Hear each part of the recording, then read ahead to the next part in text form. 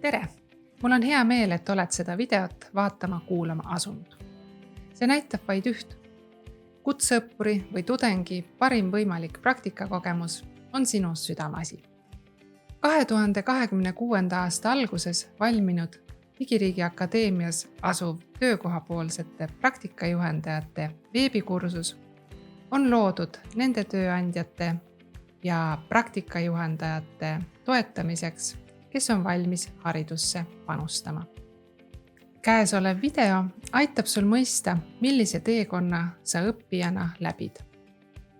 Juhin tähelepanu, et lisaks autentimist vajavale veebikursusele on olemas ka õppematerjal, mille sisu on praktiliselt sama ja seda saad kasutada õpiampsudena. Jõudmaks veebikursuse või õppematerjali juurde, klikka ekraanil olevatel QR-koodidel. Aga vaatame nüüd, mida Kadri, Katriin ja Eneken meile rääkima hakkavad.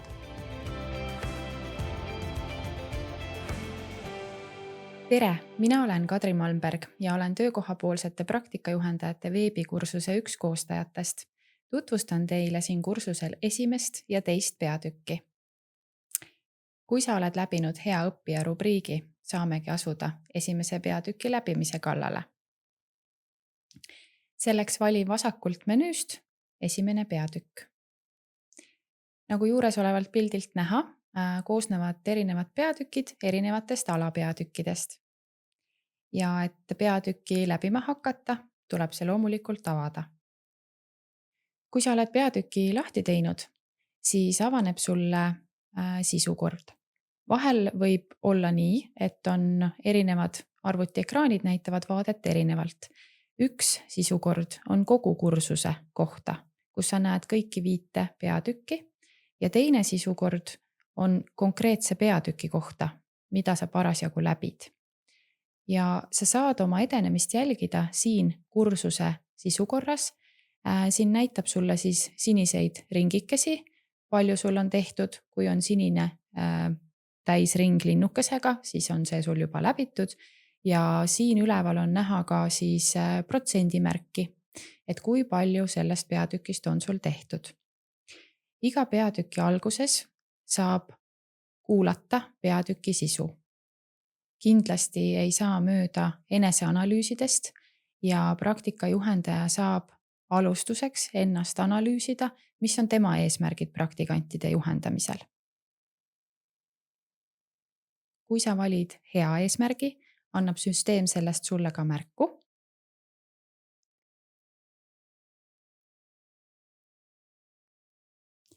Kui sa valid mitte nii hea eesmärgi, saad samuti tagasisidet, miks see ei ole hea eesmärk, et endale praktikanti võtta. Lisaks teoreetilisele materjalile on siin ka erinevaid skeeme. Näiteks saad teada siis, mis kasu on praktikast organisatsioonile ja mis kasu on praktikajuhendajale. Nendes sakkides saad mugavalt liikuda, klikkides lahti parasjagu endale siis huvitava teema, et kas tahad teada, mis kasu saad sina praktikajuhendajana või mis kasu saab ettevõte.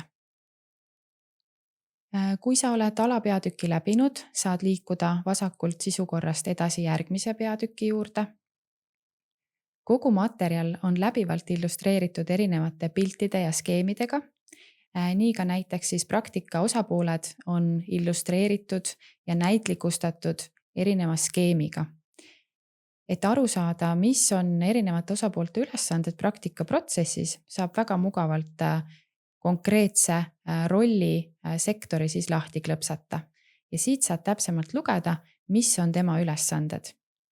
Ja et edasi liikuda teiste osapoolte rollide juurde, ei pea siis seda kastikest siin kinni panema, vaid saad mugavalt edasi liikuda paremal üleval asuvate noolekestega.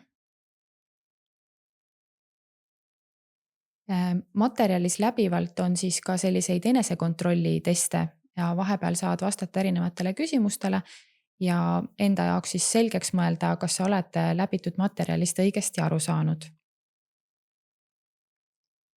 Alapeatükis 1.3 saad tutvuda praktika toimumise ajajoonega ehk praktikaprotsessiga. Ka siin on siis näitlikustatud skeemiga, aru saada, mis mingis etapis praktikal toimub, saad mugavalt need sinised kastid lahti klõpsata. Ka siin on välja toodud erinevate osapoolte ülesanded ja ka nende ühine ülesanne selles etapis. Esimese peatüki viimases alapeatükis saad hinnata, mida sina saad praktikandile juhendajana pakkuda ja millist tuge sa ise juhendajana vajad. Siin on loetelu erinevatest punktidest, mille abil saad siis ennast hinnata. Materjalis on läbivalt ka erinevat videomaterjali. Näiteks esimeses peatükis saad tutvuda ühe töökohapoolse praktikajuhendaja kogemuslooga ettevõtte Startwerk. Oluline tekst on rõhutatud alapeatüki lõpus suures kirjas. Kui sa valid vasakult menüüst koha liigu edasi järgmisse peatükki, siis kuvatakse sulle ekraanile ka järgmise peatüki lühitutvustus. Samuti soovitab siis süsteem sul sulgeda täisekraan, kui sa läbid seda kursust täisekraanil ja vajutada nuppu välju kursusest. Aga see välju kursusest kõlab kuidagi selliselt, et väljud kogu kursusest, aga seda ei tasu karta. See tähendab, et välju sellest peatükist. Ja siis vasakult menüüst saad valida juba järgmise peatüki, mille juurde soovid liikuda.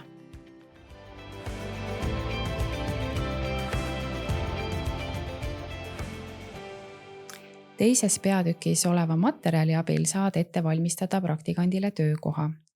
Et selle materjaliga tutvuda, ava jällegi peatükk. Nagu juba varasemalt mainisin, siis saad oma edenemist jälgida vasakul olevas sisukorras. Teises peatükis saad tutvuda teoreetilise materjaliga, mis peavad olema praktikakoha eeldusteks. Ja samuti saad alla laadida praktika tööplaani näidise, mis aitab siis praktikat paremini planeerida. Läbivalt kogu materjalis oleme püüdnud julgustada siis praktikajuhendajat koolipoolse kontaktiga ühendust võtma. Ja nii ka siis siin teises peatükis. Et kui on tekkinud küsimusi või muresid praktika planeerimise faasis juba, siis kindlasti tee selgeks, kes on koolipoolne kontakt ja võta temaga ühendust. Ka siin on siis materjal illustreeritud erinevate skeemidega, nii ka siis on loodud selline hea nimekiri, mis võiks olla enne praktikandi saabumist ettevõttesse juba valmis mõeldud. Ja ka siin saab väga lihtsalt lahti klikata ja nii-öelda süvitsi materjaliga siis tutvuda.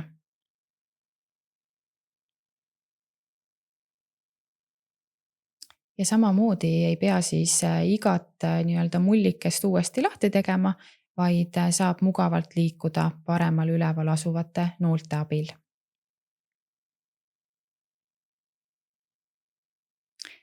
Lisaks praktika tööplaanile oleme koostanud siis näidiseks ka kokkuvõtliku infokirja näidise, mille saad samuti endale arvutisse alla laadida ja mida saad kasutada siis praktikandile esmase olulise infokirja saatmiseks. Lisaks nendele abistavatele materjalidele oleme teinud ka siis sellise nii-öelda kontrollnimekirja, et praktikajuhendaja saab siis kontrollida ennast, kas ta on praktikandi saabumiseks valmis. Ja et kas kõik vajalikud ettevalmistused on tehtud. Et selle nimekirjaga tutvuda saad siis nii-öelda siseneda sellesse teemasse nii alusta nupu kaudu, kui ka lihtsalt liikudes nende vasakul ja paremal asuvate nooltega.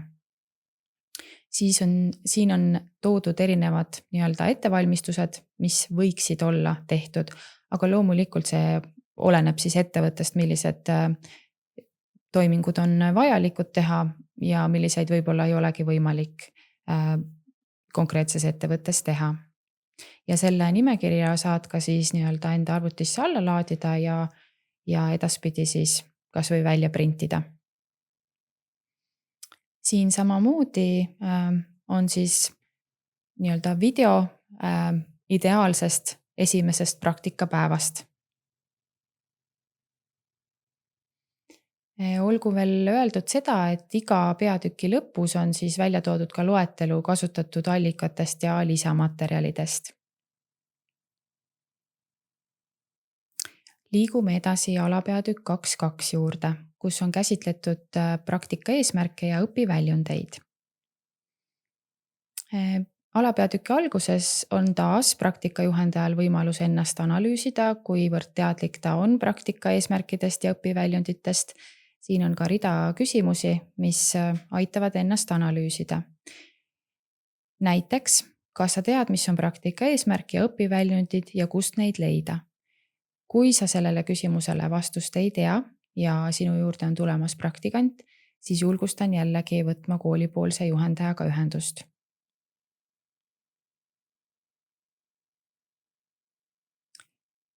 Samuti on siin siis teoorias lahti selgitatud, mis need praktika eesmärgid on, miks nende seadmine on oluline ja samuti on tutvustatud siis eesmärkide seadmise mudelit SMART.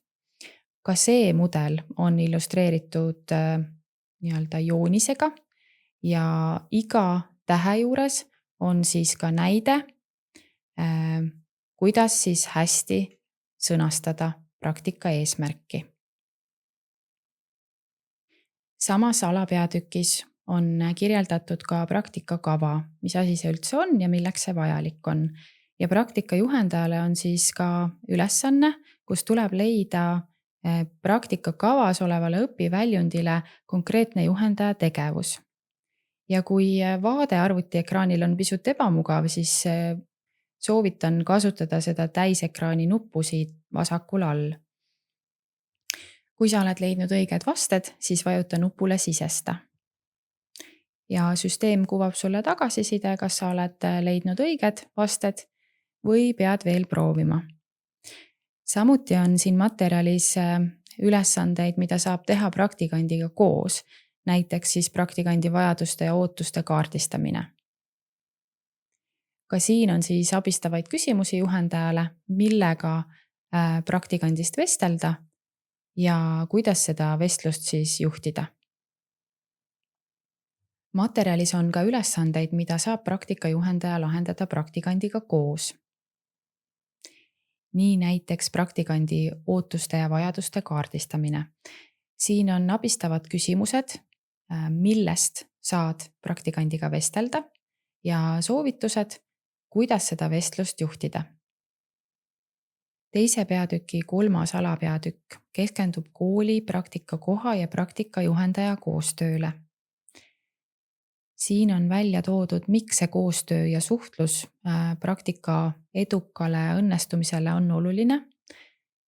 Ja siin on ka välja toodud, millistel juhtudel praktika juhendaja võiks kooliga ühendust võtta.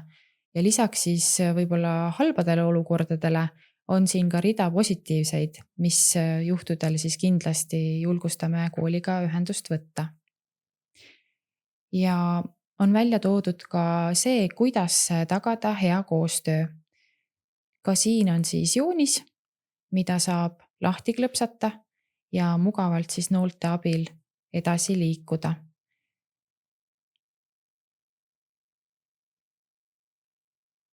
Lisaks konkreetses peatükis olevatele teemadele on siis ka materjalisisesed viited teistele peatükkidele, näiteks alapeatükis 2.3 on viide siis peatükile 4.3, kust saab koostöö ja koostöise õppimise kohta praktikal rohkem lugeda. Peatükk 2.3 käsitleb ka juhendaja rolli ja mõju.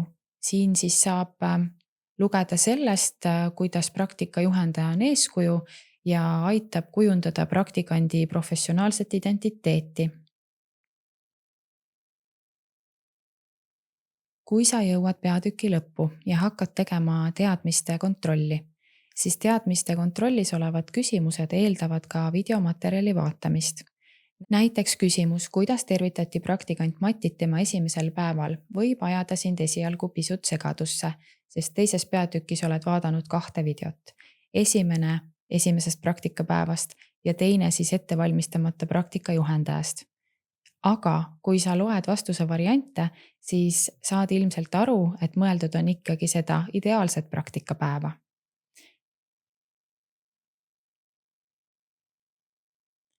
Ideaalse praktikapäeva videos naeratati ja tervitati Matit sõbralikult. Ja pea siis meeles, et iga peatüki lõpus on teadmiste kontroll ja et saada kursuse läbimisel ka tunnistus, siis tuleb need teadmiste kontrollid läbida.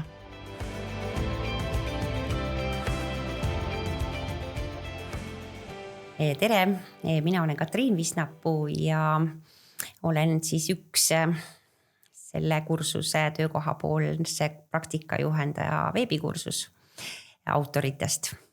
Ja annan hetkel siis ülevaate 3. ja 4. peatüki kursuse siis temaatika sisukäsitlusest, navigeerimisest, et tutvustada niimoodi põgusalt, kuidas siis nendes peatükkides liikuda, milliseid teemasi, võimalusi, ülesandeid, teste läbida võimalik on, kuidas tagasi minna, kuidas edasi minna siin süsteemis, et usun, et on hea nii ise õppides kui võib-olla siis ka töökohapoolseid praktikajuhendajaid kursusele suunates või siis juhendades neid siin õppida, et väike selline ülevaade, kuidas see asi üles ehitatud on.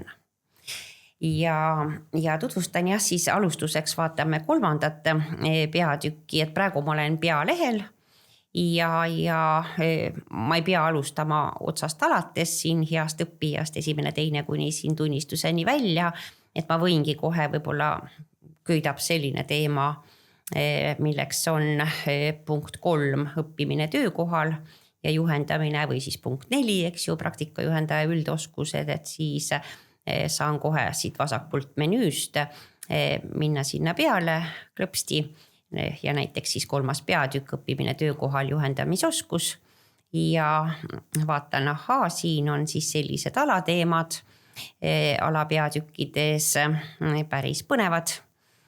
Hakkan pihta, avan siis avapeatükk ja olengi siis selle peatüki avavaates ja saan siit valida siis veel omakorda, kas alustada otsast peale praktikandi vastuvõtmisega, mis on siin juba siis avatud, aga võib-olla siis soovin kohe vaadata hoopis teist peatükki või siis hoopis 3. ja 4. peatükki, et siin saab siis valida. Võib minna ka selles loogikas, mis on siis kursuse ülesehitusel, et alustame esimesest kuni siis viimaseni ja miks see ka võib-olla hea on, et kui õppida, soovida ennast kontrollida, saada tulemused kirja, siis iga peatükk, kui me oleme läbinud need alateemad, siis lõpeb teadmiste kontrolliga, aga teadmiste kontrolli test sisaldab siis kõiki neid eelnevaid alapeatükkide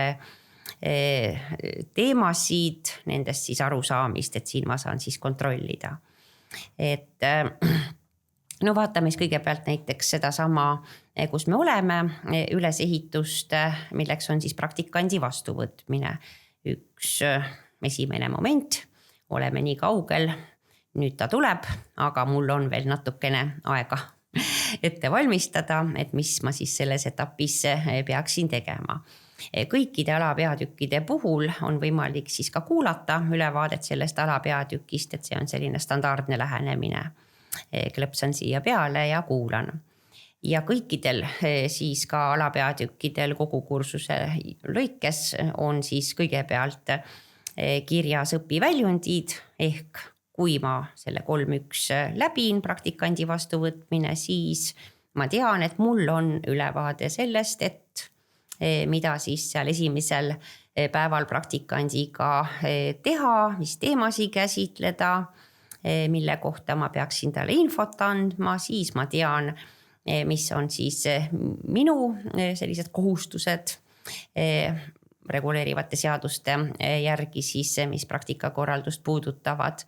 Ja oskan ka siis sõnastada oma ootusi nüüd sellele praktikaperioodile, eks ju, praktikale ja siis praktikandile, nüüd ma tean, et sellised pädevused ma omandan, kui ma selle peatüki 3.1 näiteks läbi töötan. Noh, sama on ka siis 3.2 puhul, jälle saan kuulata, millest peatükk koosneb, näen, millised on õpiväljundid peatükil ja jälle olen siis kindel, näed, nüüd ma oskan eristada õppimistasemeid ja tunnen erinevaid õppemeetodeid ja oskan siis arvestada nende tulemuslikkust siis õppeaine omandamisel. Ja niimoodi ka siis 3. ja niimoodi ka siis 4. ja läbivalt kogu kursuse jooksul. Noh, vaatame lihtsalt näidiseks, näiteks olen 3.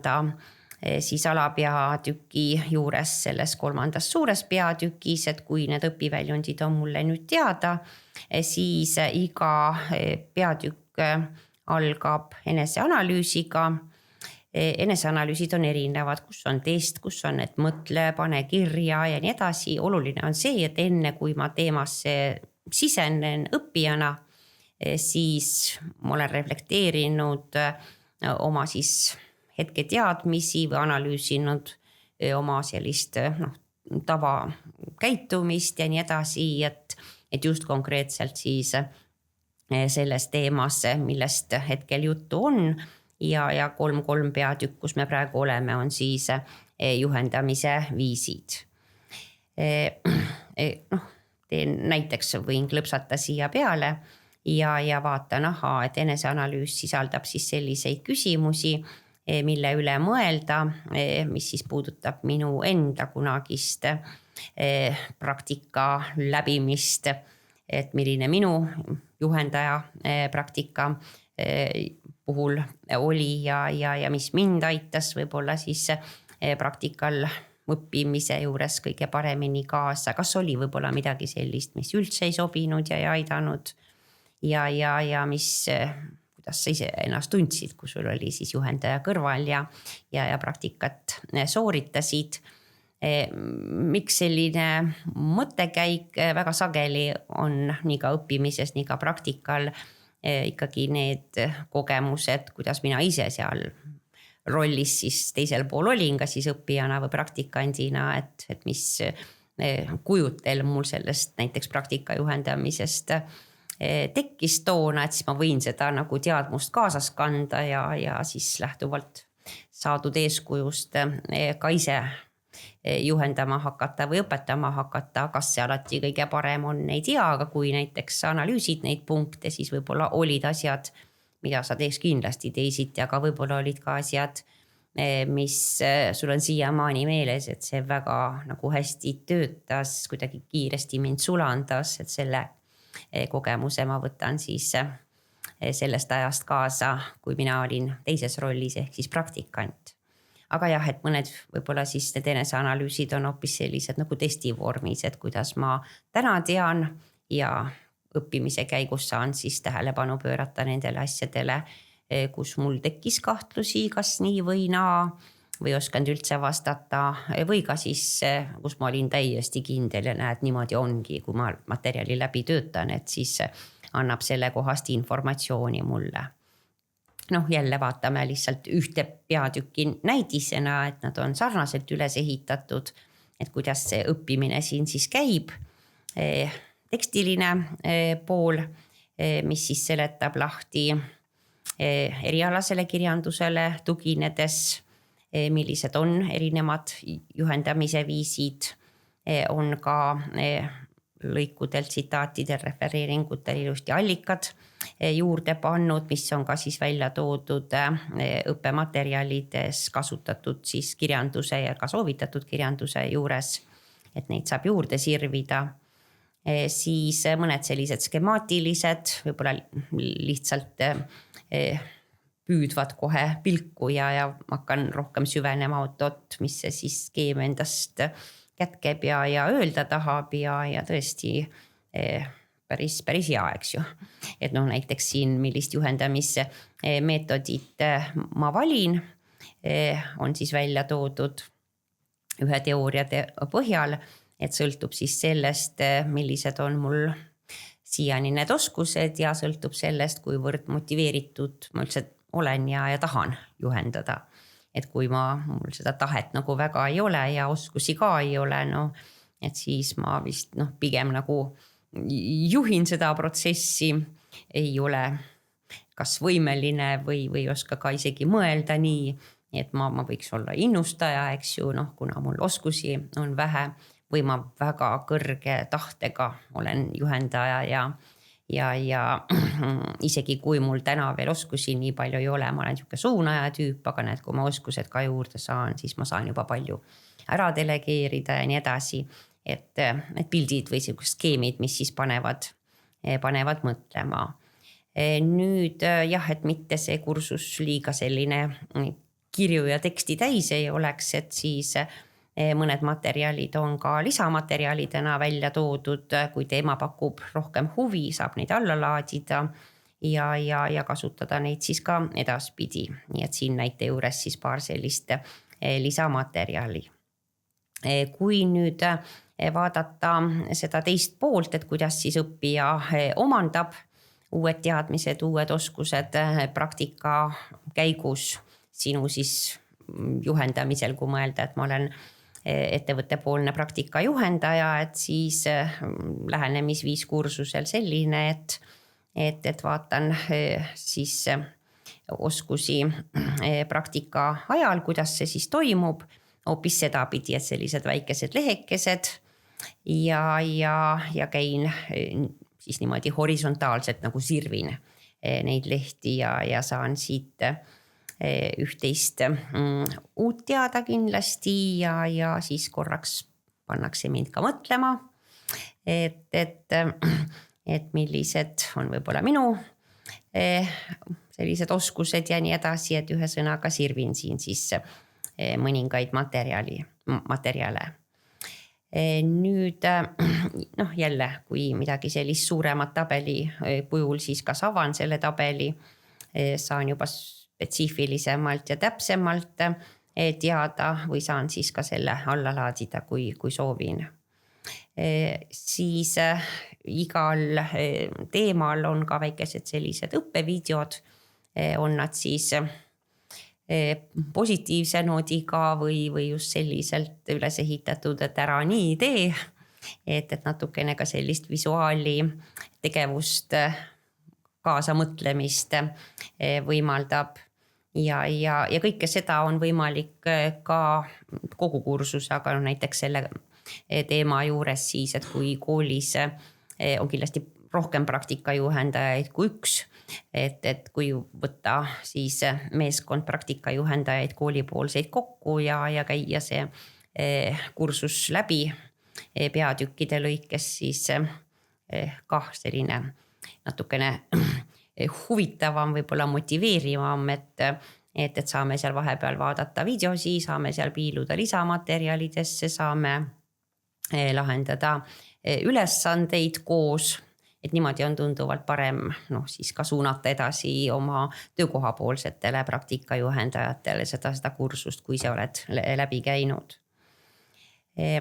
Selline näide siis ja nagu ma ütlesin, jah, kõikide siis peatükkide lõpus on kasutatud allikad ja lisamaterjal ja lõpeb siis see peatükk, nii nagu ka kõik teised peatükid, sellise kontroll ülesandega, kus sa siis lahendad ära kõik eelnev, siis 4 peatükki on andnud sulle siis teadmised, mida siin siis kasutada testi lahendamisel ja näed siin näide, püüdsin hakata testi sooritama ja tuli välja, et vastasin valesti teise küsimuse. Vaatan nüüd 3. küsimust. Nii õppisin ju, oli küll see oskuste tahe maatriks, mida me siis ka koos vaatasime seal juhendamise protsessis, et mis selle eesmärk oli. Me vaatasime küll ainult seda maatriksit, aga seal ka see teooria nagu järel, et mina näiteks, ma täitsa mängin praegu, et näiteks sain aru, et selle maatriksi peamine eesmärk on siis kohandada juhendamisprotsessi vastavalt nüüd praktikantide oskustele ja motivatsiooni tasemele, sest nad on ju erinevad. Vaatame, kas sain õigesti aru, panen siin sisestada ja ongi õige vastus.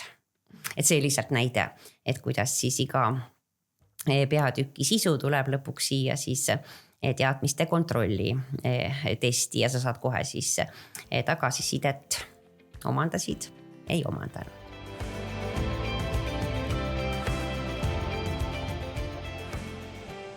Vaatame siis ka veel 4. peatüki, kas on ikka loogika sama ja mis 4. peatükk näiteks endast kätkeb, siis siin 4. peatükis on väga väärt pädevused, milleks on siis praktikajuhendaja üldoskused, mida on võimalik arendada tutvudes materjalidega, jälle lahendades ülesandeid ja ennast lõpuks aga ka vahepeal kontrollida, et kui jälle avan selle peatüki, siis näen, millised alateemad selles peatükis on.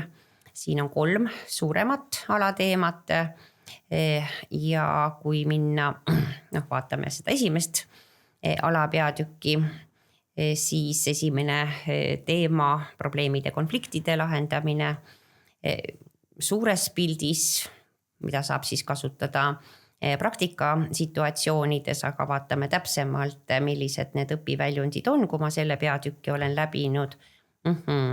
Et nüüd peatüki läbides ma siis tean, millest on probleemid põhjustatud ja millised on soovitatavad siis sellised tehnikad, mida probleemide lahendamisel kasutada, siis ma tean, mis avaldab mõju konfliktide tekkimisele ja kuidas konkreetseid siis selliseid konfliktseid olukordi paremini lahendada ja ma tean ka siis oma tugevusi ja arendamist vajavaid valdkondi nüüd selles teemas, milleks on siis probleemid ja konfliktid ja nende lahendamised ja oskan siis ja ka püstitan sellised konkreetsed eesmärgid nüüd isiklikuks arenguks, mis siis seda konkreetset teemat puudutavad.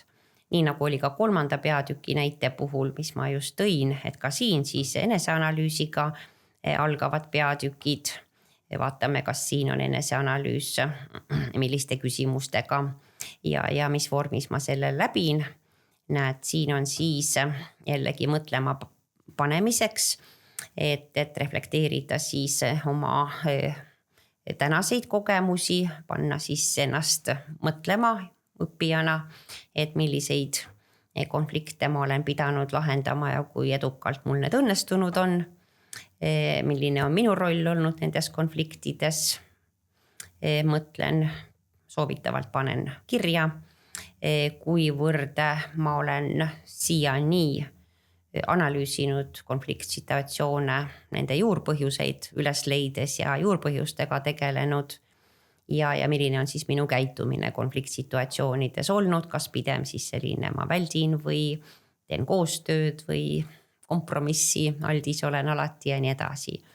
Et analüüsisin ennast siis siin peatüki alguses ära ja nüüd ma siis näen, mis on mul siis selline tugev pool ja kus ma peaksin ennast siis arendama ja ma saan siin teha siis ka sellise testi, kus siis ise endale öeldes, kas on see nüüd minu tugevus või nõrkus ja sealt tulenevalt siis paremini võib-olla või suunatumalt kogu seda peatükki läbides, et näiteks pingelistes olukordades rahu säilitamine, minu nõrk külg, vaatame, mis siis juhtub, kui see ei ole mul teadlikult nagu arendatud külg ja kuidas ma saaksin siis ennast selles nõrkuses edendada nüüd paremuse suunas, kasutades siis teadmisi sellest peatükist. Et selline 7 küsimusega test siin. Siis jällegi selline teoreetiline erialakirjandusele tuginedes ülevaade probleemide lahendusest koos selliste visuaalidega, joonistega, võimalusel, kui on mingid head materjalid kuskil olemas, millele on võimalik linkata, siis oleme pannud siia selle konkreetse peatüki puhul ka näitena siin peaasi.ee lehele, kus on põhjalikult nendel teemadel seletatud ja nii nagu oli ka 3. peatükis, et ka siin siis vahepeal selline nagu raamatu sirvimise võimalus, et sellised probleemi määramise ja lahenduse tööriistad, et vaadata, millised siis nad olemas on, et siin on need 5 miksi ja seletus, põhjus, tagajärgseoste võimalus koos oma seletusega ja nii edasi ja nii edasi. Et mõndasi asju saan ma siis sedapidi nagu sirvida. Natuke selliseid jooniseid ja nagu ikka siis iga peatüki juures siis ka siin temaatiline video, selline juhtum, kus saab kaasa mõelda nii sellele, mis juhtus, kui ka siis sellele, kuidas lahendati ja vajadusel kaasa võtta. Selles konkreetses näites on ka üks sellisem põhjalikum test, mis on siis mitte meie autorite poolt, vaid juba teaduskirjandusest tulenevalt võimalik sooritada, kohustuslik ei ole, aga enese selliseks paremaks tundmaõppimiseks ja sellisteks teadlikeks arendatavateks vajadusteks aluse saamiseks täitsa hea kasutada. Ülesanded, et mida siis teha ise, näiteks analüüsida siin oma varasemaid kogemusi ja mis sellega siis teha või siis ülesanne koos juba praktikandiga, võimalus kasutada siis seda ülesannet praktikaprotsessis ja teha siis konkreetse näite puhul praktikandiga üks selline ülesanne ära seoses probleemidega, mis on praktikal võib-olla juhtunud ja koos siis arutada nende lahenduskäikude ja nii edasi asjas. Et siin samamoodi siis iga peatükk lõpeb siis kasutatud allikate ja lisamaterjalidega. Läheme sujuvalt üle näiteks 4.3 juurde, lihtsalt selle loogika juures taas nii õpiväljundid, et tean selle peatüki läbin, nüüd ma olen pädev siis nendes õpiväljundites sõnastatud oskustes ja teadmistes, taas saan teha eneseanalüüsi, küsimustikku täita ja enda kohta rohkem teada saada. Saan vaadata taas tabelisse ja vajadusel välja printida ja siia ära täita siis oma plussid ja miinused. Ja siis jälle selline teooria, siis sirvimisvõimalus erinevates praktika sellistes etappides siis selle teema kohta, mis siin 4.3 juures on ja erinevad siis sellised õppemeetodid, mida siis õpetamisel kasutada saab, välja toodud ja taas siis ka siin teema juures sellised ülesanded juhendajale, mida võib läbi teha siis mõtlemaks rohkem nendele teemadele ja ka siis sellises testivormis, eks ju, küsimused, aga ka siis ülesanded koos praktikandiga täitmiseks, näiteks jällegi praktika ajal hea võimalus teha praktikandiga siin ülesandes siis selline arenguvestlus, kus etteantud struktuuri alusel mõlemad osapooled mõtlevad siis oma sellisele koostöisele õppimisele ja teadmiste omandamisele ja läbides siis selle peatüki, nii nagu ka teised, et nüüd on aeg valmistuda või kõigepealt mõelda, kas ma ikka omandasin nii palju teadmisi, et lähen nüüd selle teadmiste kontrolli juurde või kuskil midagi tahaks ennem üle korrata peatükkides. Aga need teadmiste kontrolli testid ei ole üldse mitte sellised nagu lõplikud, vaid neid saab teha jooksvalt. Mul näiteks ebaõnnestus, proovisin juba ära esimene kord, täiesti saan uuesti sooritada selle testi. Võib olla vajadus, et isegi võib olla tark tegu, et ei proovi siis kohe uuesti sooritada, ju siis mingi asi jäi ennem läks meelest ära või ei pööranud tähelepanu, et võib-olla siis vaadata seal nendest peatükkidest veel sisu üle ja siis tulla uuesti tagasi testi sooritamise juurde. Et kui hetkel näiteks midagi tuli vahele, siis ei ole midagi hullu, kui sa järgmine kord sisened, saad testi uuesti sooritada ja saad näha seda hetke, kus sul siis pooleli jäi, kas õppimine või testi sooritasid, aga väga halbadele tulemustele, alla 80%, nagu siin öeldud on, et 80% ja rohkem on siis juba need tulemused, mille alusel võib öelda, et ma olen teema omandanud, et kui minu näite puhul enne ma näitasin, oli vähe punkte saadud, et siis ma saan täitsa endale sobival ajal uuesti selle testi sooritada. Klikkan siia soorita test uuesti ja saan jälle eelnevalt siis üle korrates teemad hakata vastama. No näiteks õppisime seal 4.1 seda probleemide ja konfliktide lahendamist. Nüüd ongi küsimus, et millest algab probleemi lahendamine ja kuidas mul nüüd meeles on see asi. Mul on meeles nii, et see oli selle äratundmise ja tegutsemiseks sobiva sellise plaani koostamisega algab ja oligi õige vastus ja saan kohe järgmist hakata. Siin, ma praegu ka mängin, et võib-olla ma isegi oskan, aga läheb nagu läheb. Ja no näed, ei süvenenud ja läkski valesti ja öeldakse kohe siin all siis, et õige vastus on hoopis see, et koostööd tegema kooliga peab igas etapis, mitte ainult praktika ajal, nagu mina vastasin. Ja järgmine, mis siin ja ma mäletan, et ma pidin oskama öelda ei. Ja täitsa õige vastus. Siin ma mäletasin, et ma pean arendama analüütilist mõtlemist ja õigesti mäletan. Siin ma mäletan, et see oli universaalne kaasaegne õpikäsitlus ja ma vastasin valesti, kiirustasin või ei süvenenud. Tuleb välja, et ta on ikkagi tänapäeval selline pigem õppija ja õppimiskeskne.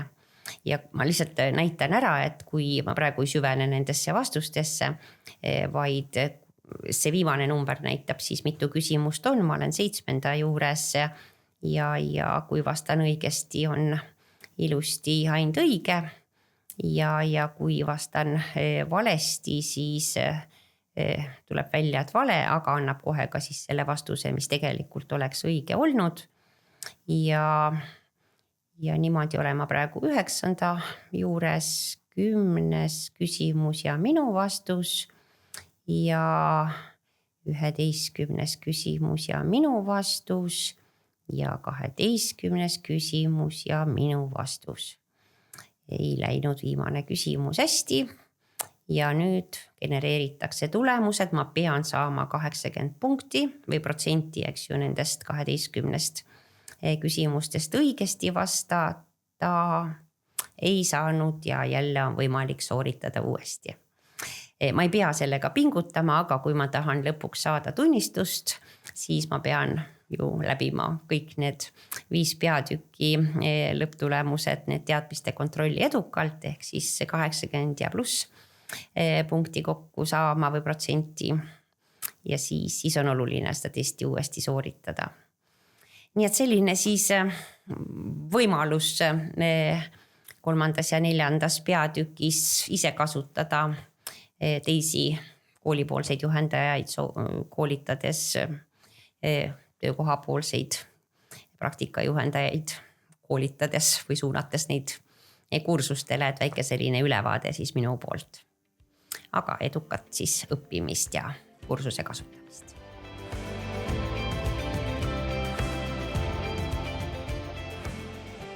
Tere, minu poolt ka, mina olen Eneken ja olen siis juba eelnevate rääkidega koos see inimene, kes need materjalid on teile ette valmistatud ja kursuse sisu pakkunud.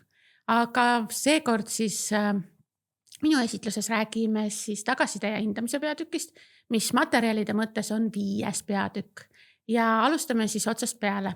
Ehk siis nagu ikka, algab iga peatükk, seekord siis tagasiside kohta õpiväljunditest ja selle peatükk õpiväljundite korralikul läbitöötamisel saad sa täpselt aru, miks tagasiside on oluline, miks see on oluline just praktika eesmärkide täitmisel.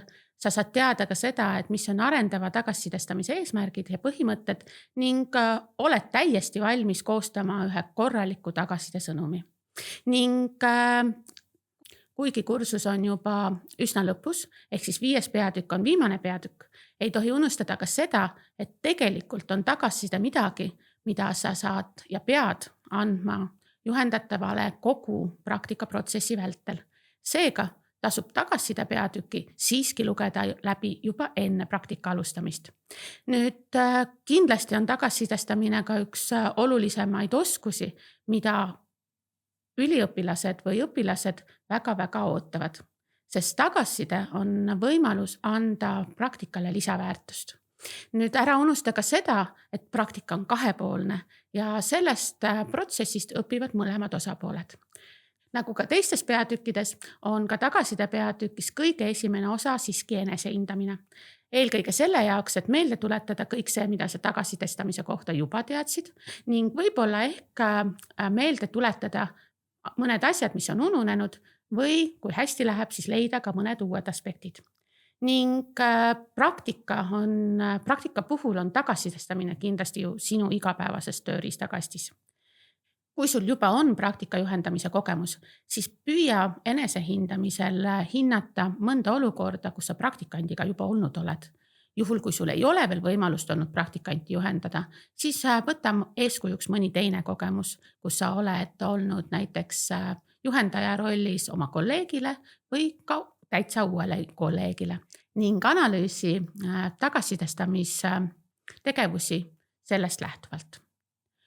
Tasub juurde alati öelda ka seda, et igasugustele eneseanalüüsi testidele tasub vastata ausalt. Hindamise arvestamisesse need ei lähe ning mida ausamalt sa analüüsid ennast, seda ausama ja kasulikuma vastuse sa ka saad. Ilustamine eneseanalüüsis kasuks küll ei tule. Natukene räägime edasi kursusel siis tagasisidestamise põhireeglitest ja enda tagasisidestamise oskuse parandamiseks on kindlasti vajalik meeldetuletus, milline peab olema tagasisidestamise sõnum ja kuidas seda edastada. Nagu ka eelnevates osades järgneb nüüd harjutusülesanne. Siinkohal 2 osas. 2 kõige väärtuslikumat oskust tagasisidestamise puhul on see, kuidas anda tagasisidet ja teiselt poolt, kuidas küsida tagasisidet. Mõlema ülesande puhul sõnasta ka reaalselt palutud tekst ja analüüsi seda siis vastavalt antud juhistele, ehk siis tee see läbi, sest ainult siis on õppimine kõige kasulikum. Alapeatüki lõpus on ka 2 videot. Esimene neist on üks tore kogemuslugu sellest, kuidas praktikandid ise mõtestavad tagasisidet ja mida nad selle juures kõige olulisemaks peavad. Ning teine video on meile juba tuntud kuulsa praktikandi Mati katsumustest tagasiside vastuvõtmisel. Ning nagu ikka, lõpeb ka see alapeatükk lisalugemise ja materjalidega neile, kes soovivad teemaga süvitsi minna või uurida mõne alateema kohta lähemalt. 5. peatüki teine alapeatükk on hindamisest ja hindamise osa õpiväljundid. Saate te sellisel juhul omandatud, kui te hoolega loete, mida hindamise kohta räägitakse ning võtate ka kokku kõike oma eelnevad teadmised õppija hindamisest. Ühesõnaga saad sa praktika hindamise peatükist teada seda, milline on praktika juhendaja ehk siis töökohapõhise juhendaja roll praktika tulemuslikkuse hindamisel. Sa saad oskuse valida ja leida sobivaid hindamiskriteeriumeid ning seostada praktika eesmärgid ja õpiväljundid oma hinnanguga praktikandile. Ning õpiväljundid on siis otsa loomulikult ka koduleheküljel veebikursusel välja toodud. Hindamine on üks tagasisidestamise viis ja kuigi seda peetakse väga tihti formaalsuseks, annab praktikandile väga väärtusliku kinnituse selle kohta, kuidas tal tegelikult praktikasooritus oli. See, kuidas ja kui palju ja kooli poolt töökohapõhist praktikajuhendajat hindamisse kaasatakse, on kooli õppekava ja praktikakorralduse küsimus, kuid ole valmis selleks, et sa teaksid, kui sind kaasatakse, mida teha, kuidas teha ja kuidas hindamine endale ja üliõpilasele ning õpilasele toredaks protsessiks muuta. Samamoodi tuleb arvestada seda, et kui praktika hindamine on töökohapõhiselt juba päris ilusti läbi viidud, siis on ka praktikandil kergem oma praktikast rääkida ja praktika tagasisidet anda koolis. Veel viimast korda selle kursuse jooksul tuleks läbi viia enda enesehindamine. Kui sul ei ole veel praktikanti olnud, siis mõtle, kas sa teeksid seda, mille kohta väide on, või pigem ei teeks. Ole aus, siis on ka edasine õppimine sinu jaoks rohkem motiveeriv ning annab ikkagi sisukamat tagasisidet. Ehk siis eneseanalüüs, kui hästi sa oled ettevalmistatud praktikandi hindamiseks. Edasi tuleb kursusel juttu juba kujundavast ja kokkuvõtvast hindamisest. Kujundav hindamine on nagu hea tagasiside ja suunatud sellele, et praktikant sinu sõnadest ja tagasisidest võimalikult palju ennast parandada saaks. Ning anda talle konkreetne ja selge suund, millised on tema arenguvõimalused, isegi siis, kui praktika juba läbi on. 5. peatüki teisest osast leiad ka 2 ülesannet, mis aitavad sul paremini mõista hindamise sisu. Esimeses ülesandes pead sa valima ühe praktikaõpiväljundi, võid valida nende hulgast, mis sulle ette on antud, kuid samamoodi võid võtta näidiseks ka ühe praktika õpiväljundi, mis sinu praktikas juba kasutusel on olnud, ehk siis mida on kool jaganud. Ning mõtle selle õpiväljundi peale ja mõtle sellele, kuidas saaks seda hinnata, milline on kõige parem hindamismeetod ning millised on kõige paremad hindamiskriteeriumid, mis aitavad sul ja praktikandil mõista, et tõepoolest on praktika eesmärgid ja õpiväljundid läbitud. Juhul, kui see on sinu jaoks esimene kogemus, siis pööra kindlasti tähelepanu ülesande lõpus antud tagasisidele, ehk siis millistele kriteeriumitele või tunnustele peab hea hindamine ja hindamiskriteeriumid vastama. Ning edaspidi mõistad sa hoopis paremini seda, kuidas ja miks kool praktikanti hindab. Teine ülesanne annab sulle võimaluse lahendada üks juhtumikirjeldus. Tahaks loota, et see juhtumiskirjeldus on üsna sarnane sellele olukorrale, mis ka sinul praktikandi juhendamisel ette võib tulla. Pane kokku Katile sobiv kokkuvõttev hinnang. Koosta oma hinnang reaalselt, kirjuta see paberile üles ning siis saad näidisega võrrelda, et kas sinu antud tagasiside Katile ja see, mis võiks Katit kõige paremini tagasisidestamisel ja edasijõudmisel aidata, on üsna sama või päris erinev. Tegelikult on siin peatüki lõpus veel üks näidisülesanne, mida sa saaksid teha koostöös praktikandiga. Ja tähelepanu tasub juhtida sellele, et see on selline ülesanne, mida teha praktikandiga koos päris praktika alguses. Ehk siis mõelda läbi kohe alguses koos eesmärkidega seda, kuidas praktika ülesandeid hinnata ning mida terve praktika jooksul tähele panna, et praktika lõpus hindamine enam üllatusena ei tuleks. Ning hea mõte on kindlasti kaasata sellesse ülesande tegemisse ka praktikant, sest tema õpib palju ka kogu praktika jooksul ning samamoodi hindamisest. Ja nagu ikka, on tublile õppijale praktika hindamise peatüki lõpus ka üks tore kogemuslugu videona ning lisamaterjalidesse süvenemise võimalus. Selle osa lõpus on ka 5. peatüki hindamisülesanne ning see hindamisülesanne on üheaegselt nii hindamiseks, kuidas sina said hindamise ja tagasisidestamise peatükist aru, kui ka selle jaoks, et selle käigus veelgi õppida.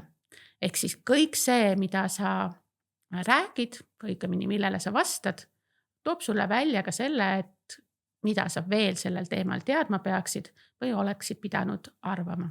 Ning samamoodi ütleb iga vale vastus seda, et milline on tegelikult õige vastus ja miks see vale vastus vale on. Nii et kasutame hindamisülesandeid ka õppimiseks. Sellega ongi kogu töökohapõhise praktikajuhendaja kursus läbi. Kui sooritasid kõik peatükkide lõpus olevat hindamisülesannet positiivselt, siis oled ära teeninud tunnistuse.